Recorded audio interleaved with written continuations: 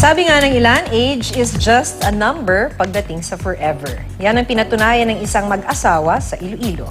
Wala raw problema para sa kanila ang mahigit 4 na dekadang agwat sa kanilang mga edad. Makibalita tayo kay Susan Enriquez. Sa kasalan ng 200 magsing irog sa Iloilo, kabilang sa mga nag-I do, sina Glyza at Ricardo. 29 years old ang bride, 74 years old naman ang groom. Hulog ang buot.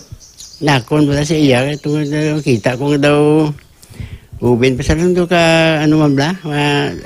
Na buot man siya. So, tapos di daw na matamat nga daw na develop ang akon nga ano sa iya. Taong 1994 nang mabalo si Ricardo sa kanyang unang misis. 8 ang kanilang naging anak. Nang makamove on sa kanyang first love, na-fall si Ricardo sa nooy 15 anyos na si Glyza na tagakuha ng kaning baboy sa kanilang bahay. Ang di alam ni Ricardo na love at first sight pala sa kanya si Glyza. Pagkita ko ni siya, lagi ko yung na kwan sa iban ng mga lalaki. To siya lang gid, hasta nga muna nga nag-upod kami. Kalaunan ay nagbunga ng 3 supling ang kanilang pagmamahalan. Pinatunayan ni na Ricardo at Glyza na age doesn't matter pagdating sa forever.